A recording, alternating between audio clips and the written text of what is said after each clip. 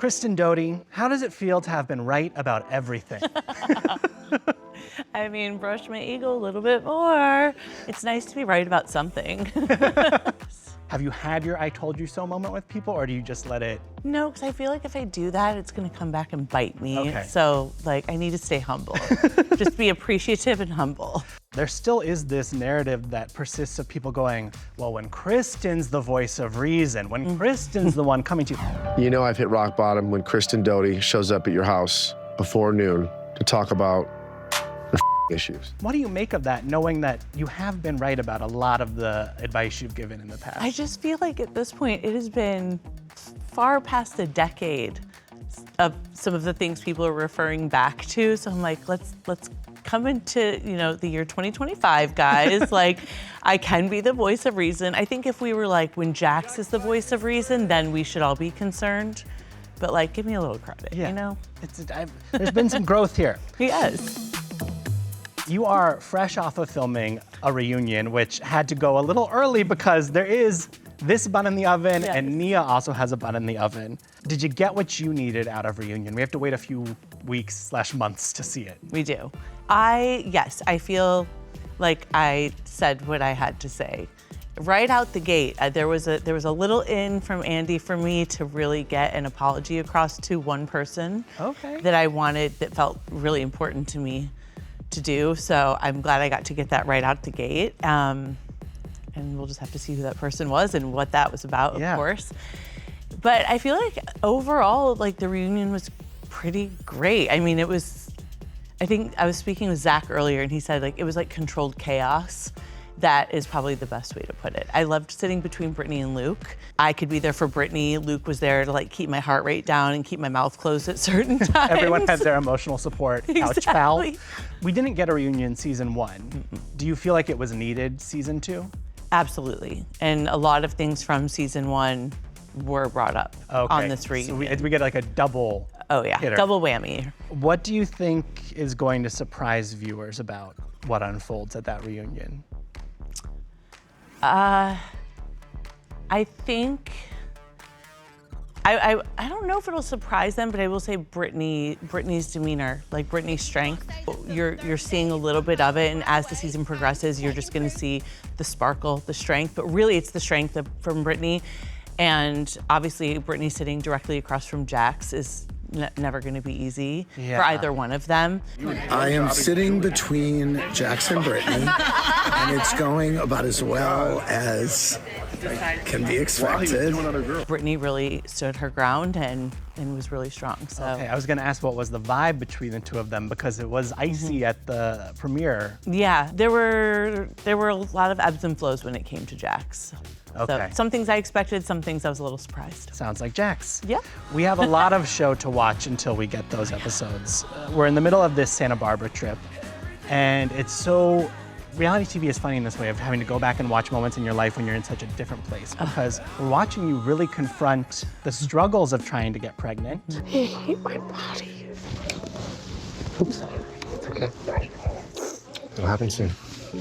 I've worked so hard to track my ovulation, and somehow I'm off again. I mean, it's really disheartening.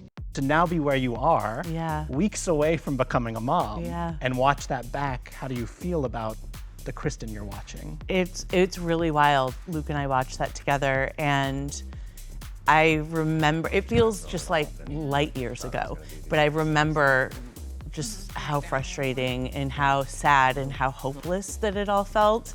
So it is still really emotional to watch it back, but also like, it worked. It worked. I was trying to do the math. I was like, okay, it didn't work in Santa Barbara, but it worked sometime around while they were filming. Yeah. So, and you'll see like our whole fertility sort of journey with the fertility doctor. We did IUI, and that happened. I mean, we got engaged September 4th, which is like kind of toward the end of the season, and got pregnant 3 weeks later. Wow. Yeah. You just needed the cameras to go away for everything to kind of settle in. Are you ready for baby? Is house all set? Is the nesting all done? Nesting, no way. It is every day. Luke was in full nesting mode yesterday, and I was just like shocked. I was so happy. He's a pretty clean, like neat guy, but yesterday he just went to town with me, so that's really great. But no, we have like a packet of things that I printed off of Pinterest of like checklists for things that we need to do still, right on the refrigerator with a marker right next to it. I plan on having a nesting party. Okay, where all of put my your friends to work. Exactly, you get it. So I feel as ready mentally, emotionally as I can be. But I don't think I'll be ready. The house won't be ready until like after she's even there. Okay. You have a name picked out though. We do. Which you haven't shared yet. The comment section thinks you're going with Mariposa because of your love of butterflies. Can you at least shut that down? I will shut that down. It is not Mariposa. Also on this Santa Barbara trip, we are watching what it's like to interact with Jax while he is in his treatment facility. Yeah. He knows that we're coming here today, so he's trying to like make everybody think that that's how he's been. Kristen, look at all these messages. What the What? Did that surprise you at all? Oh, not at all. It's why I try to talk to Jax the way that I do, and I think I've been getting a little backlash like on social media of being like, wow, you're being so nice to him and things like that. It's just, if you see the way Zach talks to Jax and the way that I talk to Jax, Zach has every right to be aggressive about that, but Zach's never gonna get his way. I will at least get some sort of response if I work with Jax in that way, and it's the same thing with the text messages. As soon as I kind of flip my narrative and say, okay, no, you're rage texting Brittany, there comes the other version of Jax. Thank you. And leave it at that? Yeah. Can you imagine if he got out right now? Here we go. He would be even worse. Here we go. Oh God, what? You don't want him. Now I need to see. It's Bad. the you don't want. The says to you, it's what he's writing to me. It felt emblematic of what everyone was saying at the premiere, which is he is saying he's changed. We are all struggling to see the change. This was, of course, months and months ago. But do you see any change in him all these months later? Or have you not been around him enough? I'm seeing, yes, I'm seeing some, but it's the willingness. That's the issue, is that like Jax Taylor is very capable of doing and giving Brittany what she needs to make their family healthier, for Cruz and for Brittany's, mental health, and for Jax's mental health, really. The problem is his willingness to change it's so wishy-washy and flip-flop. Yeah, it's every day he wakes up, it's a different choice. It's a different version. Did you hear from him after calling out his knocked off James May designs? Oh yes, I did. And we went over that at the reunion a little bit too. But it has been since taken down. Okay. And if you want the legit merch, go to jamesday.co. The trip leads to what looks like an emotional exchange for Brittany and Nia. Oh, Your life is on display. You can't talk about how Danny's drunk. I'm just like upset and like, I'm going through so much. My husband's in rehab. So you have to attack me because you're going through so much. You'll see a lot of that over the season too. I think it was just the place that Brittany was in, is that it's very tough to see things with a clear-headed view, because she is so emotional. She's dealing with these rage texts. She's dealing with like wanting, the father of her child to stop being so aggressive with her. And then when you have a couple like Danny and Nia, who are a very solid couple, I personally think that a lot, and including myself pre-Luke, I think if you haven't really been in a healthy relationship, it's almost hard to accept the fact that there can be a healthy relationship. So I think that was a little, like it was kind of a little mix of the two, saying like Nia's hiding things and they must not be good. But yeah, my personal opinion, it's just like accepting that they do have a healthy marriage and they really talk about things between the two of them. That can happen. Right, it just might not be your experience yet. On that note, we are in the middle of the Michelle and Jesse of it all. Oh yeah. Drunk. Well, she's a hooker, so it's fine. I'm the mother of your child. The audience seems split kind of 50-50 whose team they're on. We know your team, Jesse. For the most part. For the most part. Can you shine a light why you stand with him more so than her? Yeah, so I don't say that I don't stand with Jesse in the way he treats Michelle. But I'm not in their marriage, and I was never really in their marriage. Michelle and I we were very close, but not to the degree that I am with Jax and Brittany.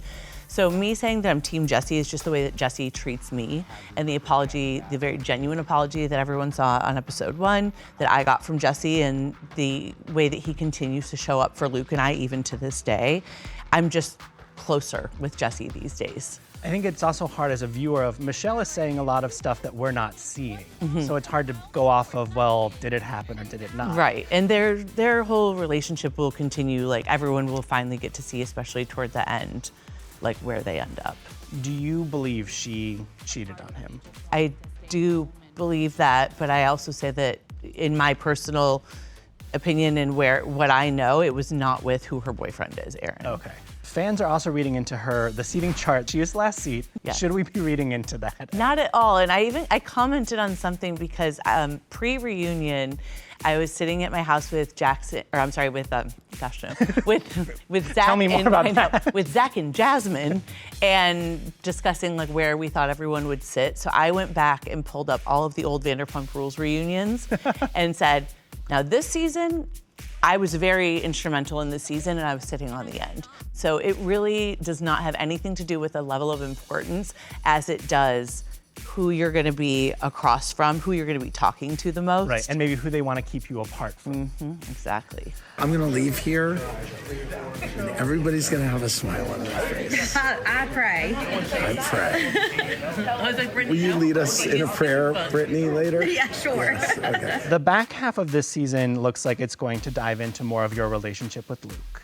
We see this emotional moment. Yes, I'm going through some shit. I just want you to be there for me. That's all I want, Kristen. I will say that is pre-engagement. Okay. That was a wild moment that I really didn't understand as well. But it will come to fruition why. When you know that he in the back of his head was going toward this big Yeah. thing. We are going to get to watch the proposal. Yes.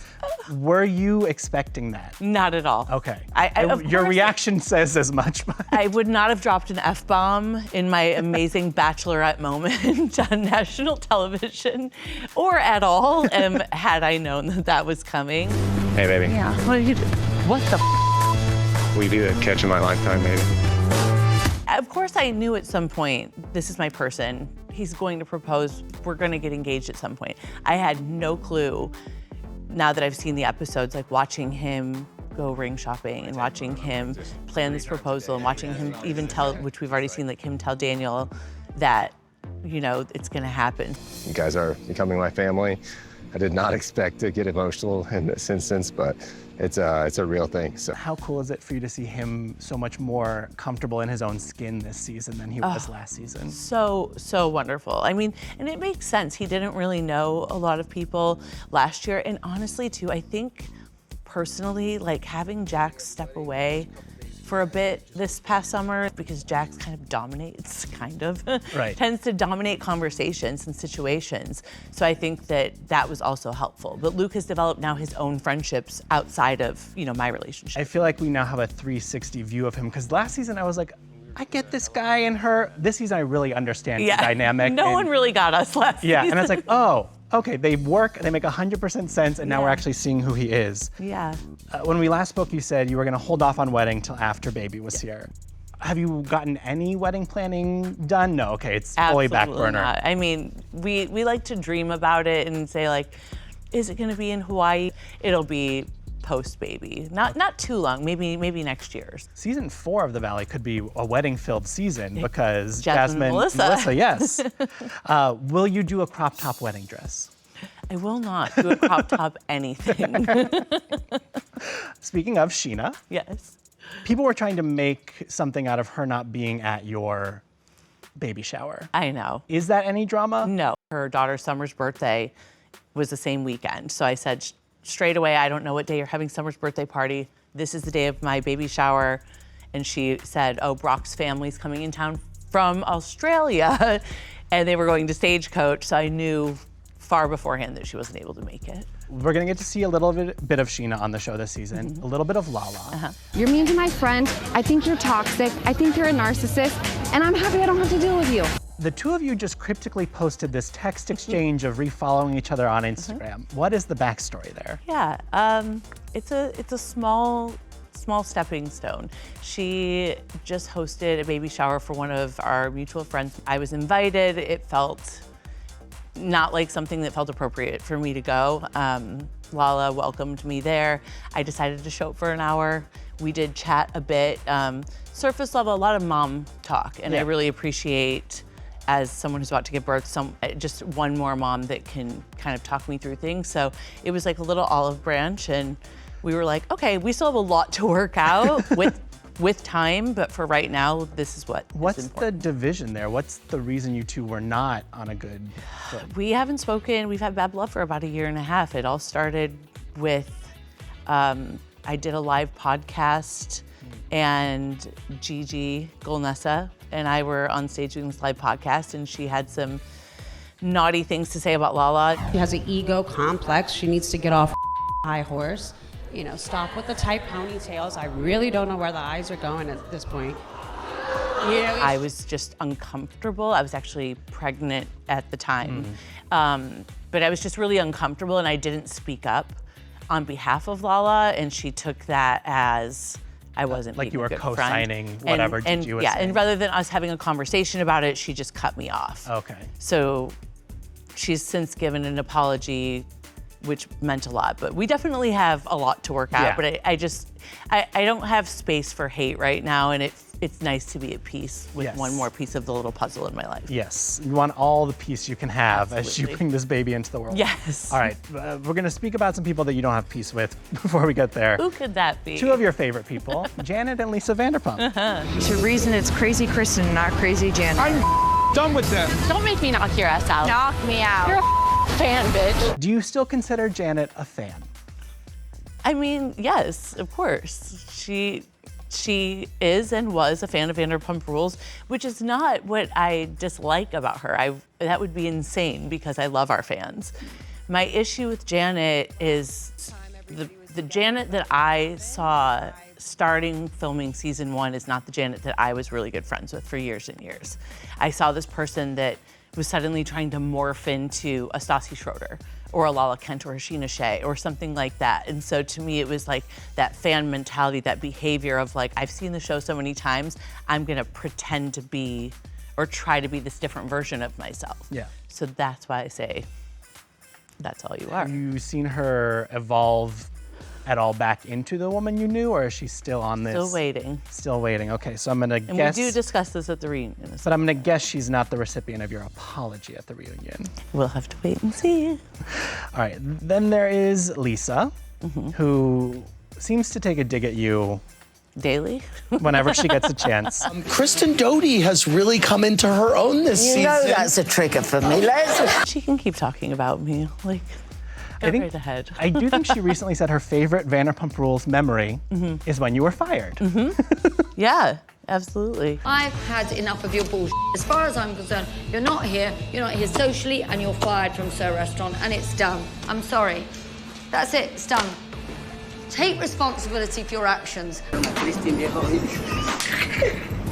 And those cooks love me. Like, that was great TV. It cracks me up every time, but those boys love me. Do you have your most iconic Vanderpump Rules or Valley scenes that you're like, that's my reality TV legacy? We all know the Diana moment. Yes. Leave. Walk the away. Bye.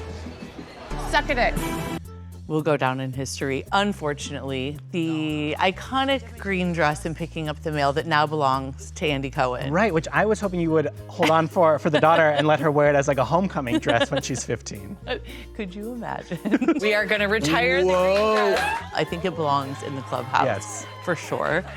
I'm trying to think. I think there could be some stuff on the Valley that I could fill in for the last 2. We'll keep an eye out the rest of this season. You have this whole new chapter starting. Have you thought about what kind of mom you want to be? Yeah, I mean, I don't know. I do fear I'm gonna be a little bit of a helicopter mom to begin with. But that's where Luke really balances me out. I think we're just like the perfect yin to the yang. Yeah. And I was nervous about having a girl because I was kind of a pain growing up, like in the teen years. But then I just remind myself, like, there's no one better equipped to raise a small Kristen than me. No, not at all. I know exactly what to do. I know exactly what not to do. and I'm gonna have a little Gemini girl. Like, I am ready. You're ready. Game on. What excites you most about bringing a baby into this world? I am just so excited to see what her little personality is like. And I want her to be just so adventurous that in ways that I'm not. Like, I am actually like afraid of a lot of things. Like, I wish that I would go surfing. I wish I would like swim with sharks. I wish there just certain things like that that I'm really afraid of, that I won't be the helicopter mom and I'll say like, go do all of that. You want her to be fearless. Like, just fearless, be a yes woman. Well, I have a little something to get you started. It's like a little bit maybe inappropriate, but I think funny. No such thing. There's no such thing as inappropriate.